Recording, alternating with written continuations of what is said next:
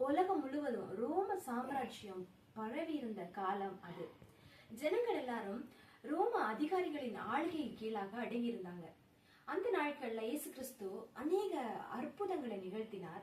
அதாவது செவிடரை கேட்க செய்தார், குருடரை பார்க்க செய்தார், சப்பானியை நடக்க செய்தார், மரித்த லாசருவை உயிரோடு எழுப்பினார். இப்படிப்பட்ட பெரிய அற்புதங்களை ஜனங்கள் கேள்விப்பட்ட போது ஜனங்கள் என்ன நினைத்தார்கள் தெரியுமா?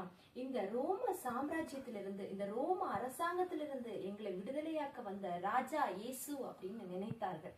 நினைத்து இயேசு ஒரு கழுதை குட்டியின் மேல் ஏறி வரும்போது அவரை ஒரு ராஜாவாக நினைத்து இலை தலைகளை கையில எடுத்து பாடல்களை பாடி கர்த்தரை புகழ்ந்து அவரை ஒரு ராஜாவை போல எருசலேமுக்குள் வரவேற்றார்கள். ஒரு ராஜாவை போல எருசலேமுக்குள் வரவேற்ற அதே ஜனங்கள் கொஞ்ச நேரத்திலே இயேசு கிறிஸ்துவை விட்டு விலகி போனார்கள். ஏன் தெரியுமா? இயேசு கிறிஸ்து வந்ததுக்கான நோக்கத்தை ஜனங்கள் தவறாக புரிந்து கொண்டார். இயேசு கிறிஸ்து இந்த உலகத்துக்குரிய ராஜா, அதாவது ரோம சாம்ராஜ்யத்தை அழிக்க வந்த ராஜா அப்படின்னு தவறாக புரிந்து கொண்டார்கள். ஆனால் யோவான் எழுதின சுவிசேஷம் 18ஆம் அதிகாரத்தில் 36ஆம் வசனத்தில் இயேசு இவ்வாறாக சொல்லுகிறார், என் ராஜ்யம் இவ் உலகத்துக்குரியது அல்ல.